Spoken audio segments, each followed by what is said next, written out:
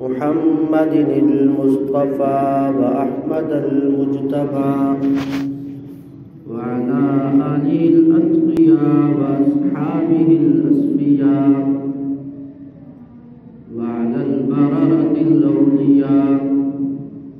أما بعد فأعوذ بالله من الشيطان الرجيم. بسم الله الرحمن الرحيم. ورفعنا لك ذكرك. قال النبي صلى الله عليه وسلم: أنا سيد ولد آدم ولا فخر، أو كما قال صلى الله عليه وسلم. صدق الله العظيم وصدق رسوله النبي الكريم. نحن على ذلك لمن الشاهدين والشاكرين، والحمد لله رب العالمين. درود پاک اللهم صل على محمد وعلى آل محمد كما صليت على إبراهيم وعلى آل إبراهيم إنك حميد مجيد. اللهم بارك على محمد وعلى آل محمد كما باركت على إبراهيم وعلى آل إبراهيم إنك حميد مجيد. برادران اسلام، محترم مکرم بھائیوں، دوستوں اور عزیز ساتھیوں، آپ جانتے ہیں کہ سیرت النبی صلی اللہ تعالی علیہ وسلم کے عنوان پر سلسلہ وار گفتگو کا آغاز کر رکھا ہے. حضور رحمت عالم صلی اللہ علیہ وسلم کی ولادت و سعادت، آپ کی آمد کا کچھ تذکرہ اس سے قبل ہوا تھا. حضور نبی کریم صلی اللہ تعالی علیہ وسلم کو پرورش کے لیے شہر سے باہر دیہاتی علاقہ میں بھیجا گیا. اس زمانہ میں رواج یہ تھا کہ جو دیہاتی علاقے ہوتے تھے ان میں بھیجا جاتا تھا تاکہ جو خالص زبان ہے بچہ وہ سیکھے. پھر یہ ہے کہ جو دیہاتی علاقہ کی آب و ہوا ہوتی ہے صحت کے لحاظ سے وہ اچھی ہوتی ہے. اس زمانہ میں بھی اچھی سمجھی جاتی تھی اور آج کے زمانہ میں بھی اچھی سمجھی جاتی ہے، کیونکہ عرب کا علاقہ تھا. تو عرب یہ زبانوں میں ہمیشہ تغیر و تبدل ہوتا رہا ہے، یہ کوئی آج کی بات نہیں ہے. جس طرح آج ہماری اردو ایک مکسچر بن کر رہ گئی ہے. اردو کم ہے اور اس میں انگریزی کے انگلش کے الفاظ زیادہ ہیں، اور آہستہ آہستہ اس میں مزید ترقی ہو رہی ہے. اور پھر یہ رومن کا سلسلہ ہے جس میں میسیجز لکھے جاتے ہیں، تو اردو کو انگلش سٹائل میں لکھا جا رہا ہے. آپ کہاں پہنچے ہیں اس کو وہ اردو میں لکھنے کے بجائے رومن میں لکھیں گے.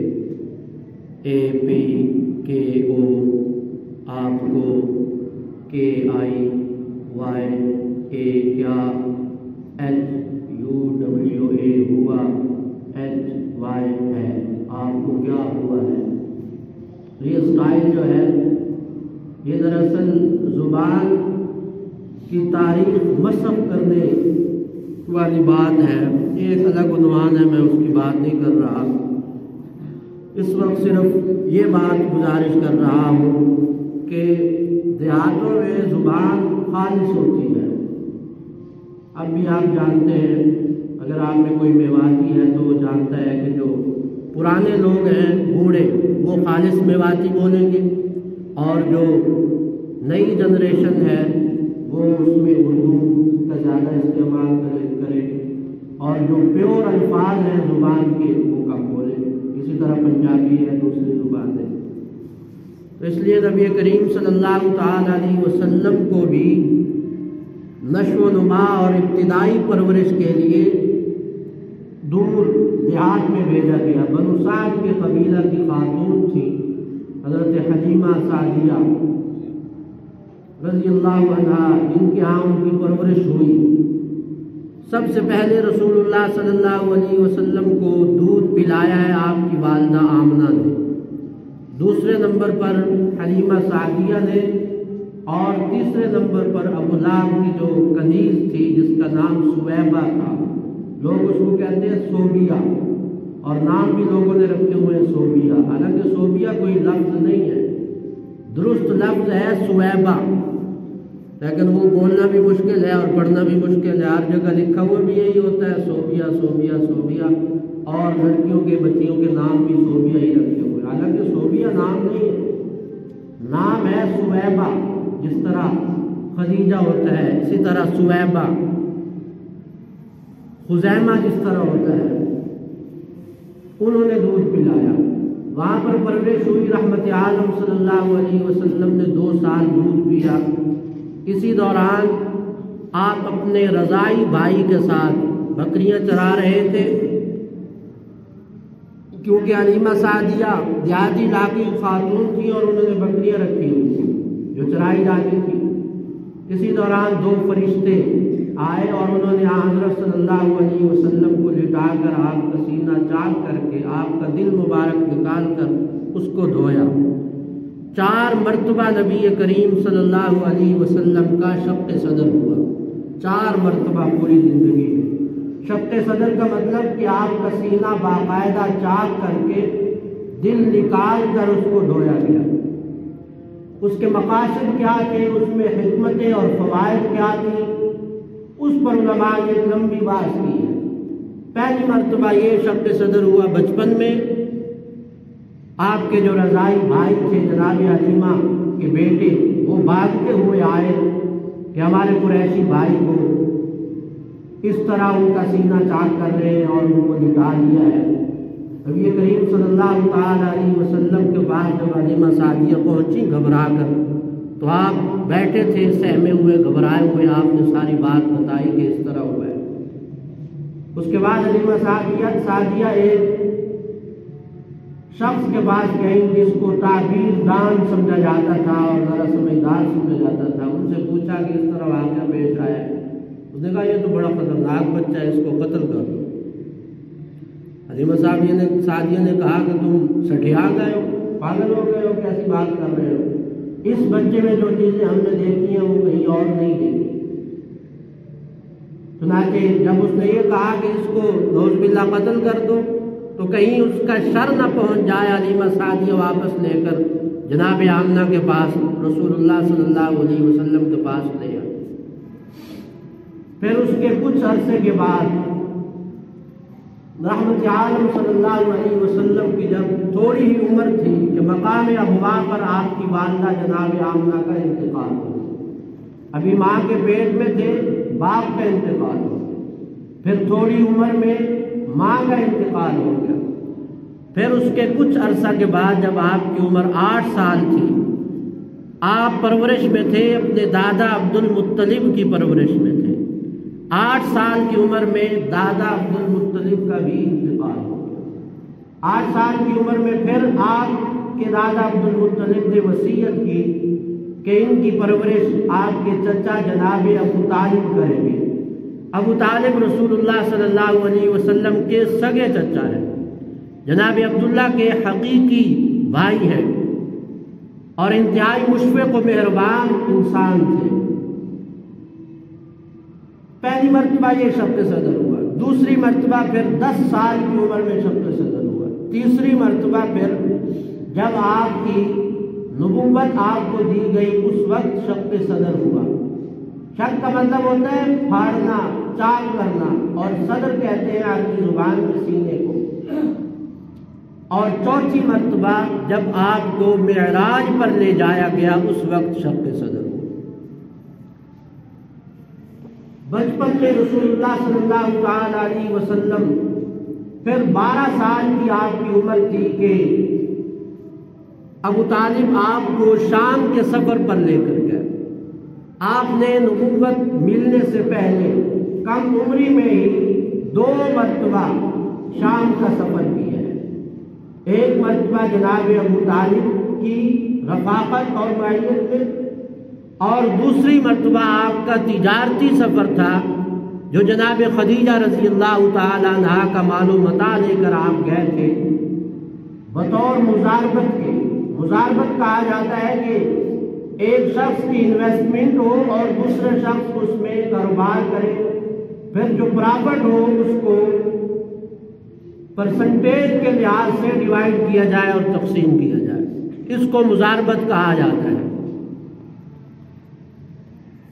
تو پہلی مرتبہ جو سفر ہوا ہے وہ 12 سال کی آپ کی عمر تھی، جناب ابو طالب کے ساتھ آپ سفر پر گئے اور ایک مقام پر ٹھہرے ہیں جہاں پر ایک عیسائی عالم رہتا تھا جس کا نام بحیرہ راہب لکھا ہے۔ بحیرہ راہب نے رحمت عالم صلی اللہ تعالی علیہ وسلم کو دیکھا۔ رسول اللہ صلی اللہ تعالی علیہ وسلم کے دونوں کندھوں کے درمیان مہر نبوت لگا دی گئی تھی۔ بعض روایات کے مطابق بچپن میں ہی لگا دی گئی تھی، اور بعض روایات کے مطابق جب آپ کو نبوت عطا فرمائی گئی اس وقت عطا کی گئی۔ بحیرہ راہب نے، کیونکہ رسول اللہ صلی اللہ علیہ وسلم کی خوشخبریاں تورات اور انجیل میں بھی دی گئی تھی۔ قرآن کریم میں ہے، جناب عیسیٰ علیہ السلام کے بارے میں ہے، مبشرا برسول یأتی من بعد اسمہ احمد، کہ جناب عیسیٰ ایک پیغمبر کی خوشخبری دینے والے تھے جو ان کے بعد آنے والا ہے جس کا نام احمد ہوگا، کیونکہ رسول اللہ صلی اللہ علیہ وسلم کا اسم گرامی زمین پر محمد اور آسمانوں پر احمد تھا۔ تو اس لیے جو تورات اور انجیل کا علم رکھنے والے علماء تھے عیسائیت کے یا یہودیت کے، وہ رسول اللہ صلی اللہ علیہ وسلم کے اوصاف سے اور نشانیوں سے واقف تھے کہ وہ نبی کیسا ہوگا۔ چنانچہ رسول اللہ صلی اللہ علیہ وسلم کو اس نے پہچان لیا اور اس وقت اس نے کہا، ھذا سید العالمین، یہ شخص تمام جہانوں کا سردار ہے، ھذا نبی رب العالمین، یہ شخص رب العالمین کا پیغمبر اور رسول ہے، یبعثہ اللہ رحمۃ للعالمین، اللہ اس کو رحمۃ للعالمین بنائے گے۔ یہ بحیرہ راہب نے کہا۔ رسول اللہ صلی اللہ علیہ وسلم بچپن سے جوانی کی طرف اور لڑکپن کی طرف آنے لگے۔ ابھی آپ کو نبوت نہیں دی گئی، یوں تو عالم ارواح میں سب سے پہلے آپ کو نبوت دی گئی۔ عالم ارواح میں سب سے پہلے آپ کو نبوت دی گئی۔ روایات میں ہے، سند کے لحاظ سے کمزور ہے، لیکن مجموعہ روایات سے یہ بات ثابت ہوتی ہے۔ فرمایا کنت نبیا وآدم بین الماء والطین، ابھی جناب آدم کا گارا بنایا جا رہا تھا، میں اس وقت بھی نبی تھا۔ عالم ارواح میں جب اللہ تعالیٰ نے انبیاء کو نبوت بخشی سب سے پہلے آپ کو، لیکن جب اس دنیا میں آنے کے بعد اللہ تعالیٰ نبی کو اس وقت نبوت عطا فرماتے ہیں جب وہ اپنی کامل عمر کو پہنچ جاتا ہے، اور کامل عمر انسان کی ہوتی ہے 40 سال میں، جب اس کا فہم، شعور، تدبر، فکر اور اعصاب و قوات تمام تر کامل اور اکملیت پر پہنچ جاتے ہیں۔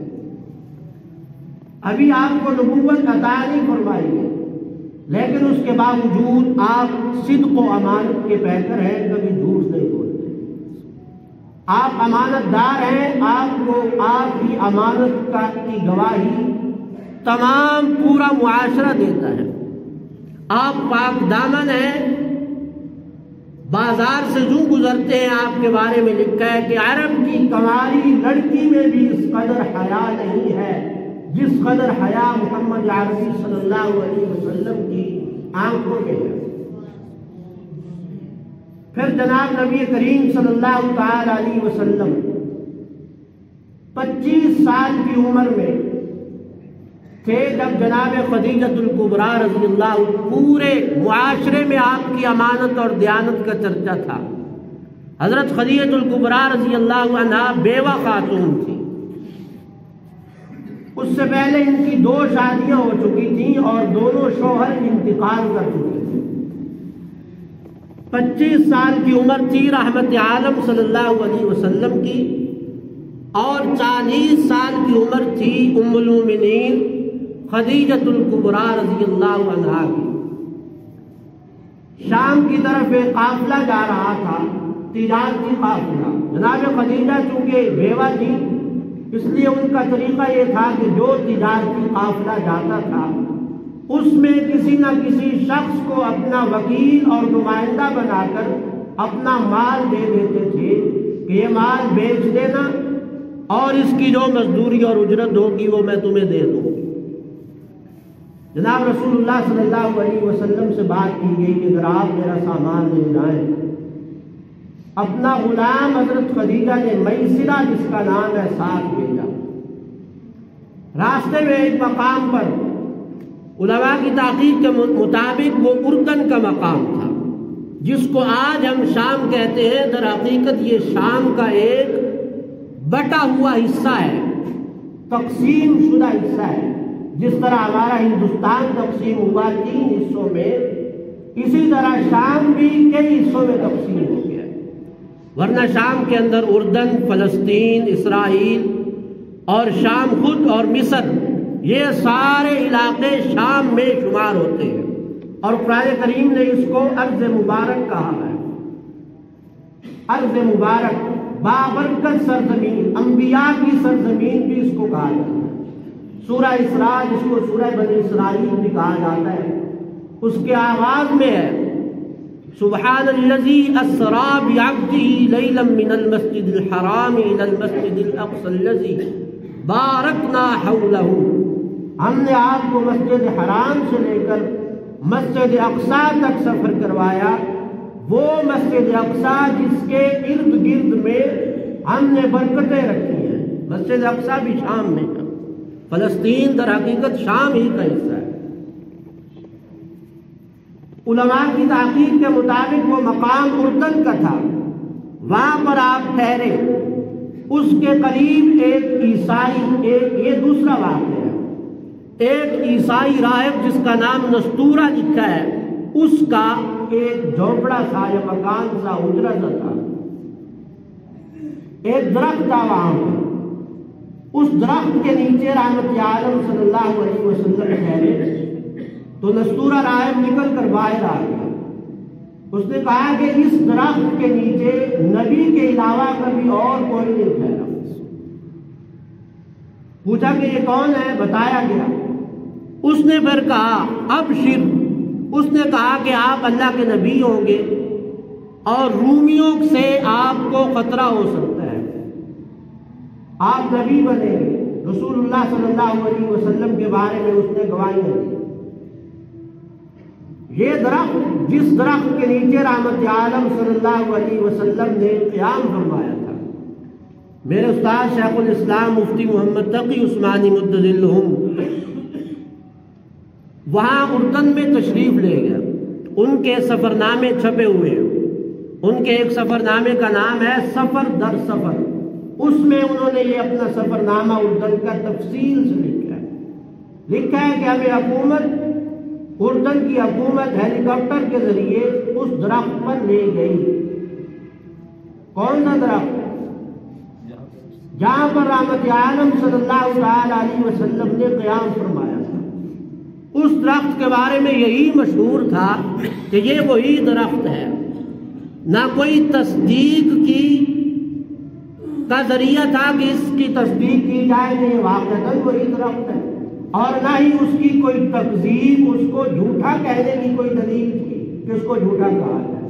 لیکن وہاں کے لوگوں میں مشہور یہی ہے کہ یہ وہی درخت ہے اور وہ زیتون کا درخت ہے۔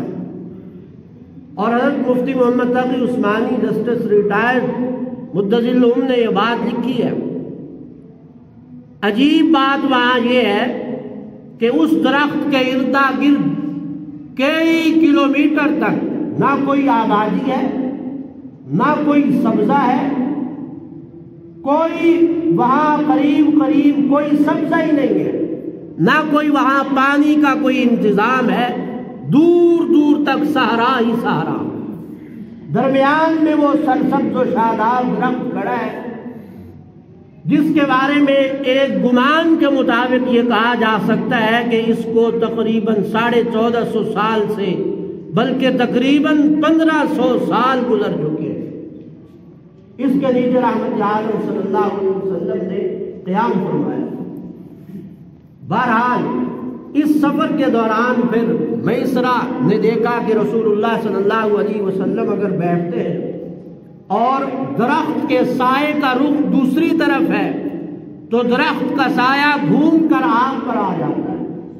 کبھی ایسا ہوتا ہے کہ آپ کے ساتھ بادل چل رہے ہیں، واپس تشریف لائے ہیں، بالا خانے سے ام المؤمنین خدیجہ الکبریٰ دیکھ رہی تھی، رحمت عالم تشریف لا رہے ہیں، اور اسی شان و شوکت کے ساتھ کہ سر پر بادل نے سایہ کیا ہوگا۔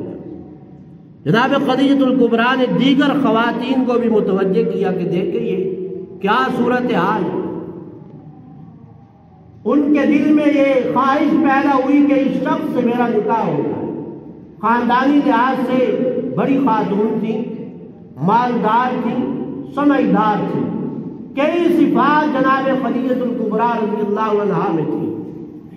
پھر رحمت عالم صلی اللہ علیہ وسلم جن حالات سے گزر کر آئے تھے، ماں کے پیٹ میں والد کا سایہ چھن گیا، بالکل بچپن میں والدہ کا سایہ اٹھ گیا، اور کسی کہنے والے نے عجیب بات کہی ہے، اگر کسی کے لیے موت نے ٹلنا ہوتا تو مکہ کی سنگلاخ وادیوں میں محمد عربی کے لیے آمنہ کی موت ٹل جاتی، اگر کسی کے لیے موت نے ٹلنا ہوتا۔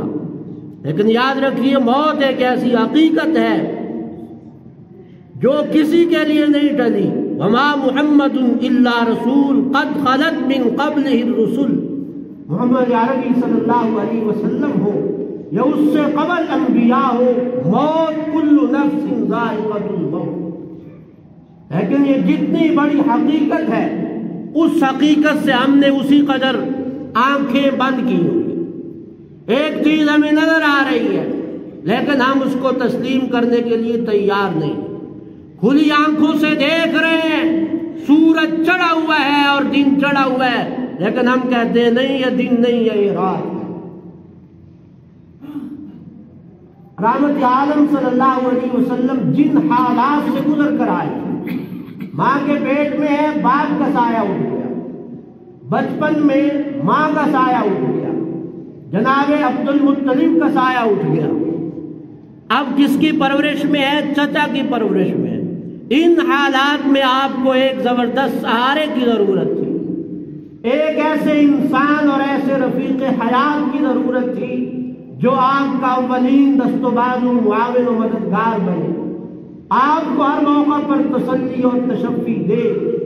حق تعالیٰ کی نظر انتخاب اس کام کے لیے کائنات میں کی اس عظیم خاتون پر پڑی جس کو دنیا خدیجۃ الکبریٰ کہتی ہے رضی اللہ تعالی عنہا۔ یہ اللہ کا انتخاب تھا، یاد رکھیے کہ اس پیغمبر کے حرم میں اور اس پیغمبر کے بستر پر اور اس پیغمبر سے ازدواجی تعلق قائم کرنے کے لیے سب سے پہلے جس خاتون کو آپ کا قرب اور آپ کی صحبت نصیب ہوگی وہ ام المؤمنین ہے، خدیجۃ الکبریٰ ہے، خویلد کی بیٹی ہے، ورقہ بن نوفل کی چچاداد بہن ہے، کہیے رضی اللہ عنہا۔ حق تعالیٰ نے آپ کا انتخاب فرمایا۔ سیدہ خدیجۃ الکبریٰ رضی اللہ عنہا نے بذات خود پیغام نکاح دیا۔ کیسے پیغام نکاح دیا؟ بذات خود پیغام نکاح دیا، کوئی قاصد نہیں، کوئی وکیل نہیں، کوئی نمائندہ نہیں، چچا موجود تھا، چچا دار بھائی موجود تھے، بعض روایات کے مطابق باپ تک زندہ تھا، پیغام نکاح خود دیا ہے۔ معلوم ہوا نکاح کا پیغام براہ راست خود دینے میں شرعاً عقلاً نقلاً کوئی قباحت نہیں ہے۔ ہمارے ہاں پیغام نکاح دینے میں تو قباحت سمجھی جاتی ہے، پیغام زنا دینے میں قباحت نہیں سمجھی جاتی۔ فکروں کے زاویے بدلیے، خیالات اور افکار تبدیل کیجیے۔ جن افکار کو ہم رواج دے رہے ہیں، جس معاشرے میں ہم نکاح کو ایک مشکل مہمہ بنا رہے ہیں، اگر ہم نے یہی روش رکھی، یاد رکھیے زنا اور بے حیائی دن بدن روز افزوں ترقی پذیر ہوگی اور نکاح پیچھے چلا جائے۔ اگر ہم چاہتے ہیں معاشرے سے بے حیائی کا، بدکاری اور زنا کا قلقم اور خاتمہ ہو، پھر ہمیں نکاح کو آسان بنانا ہو۔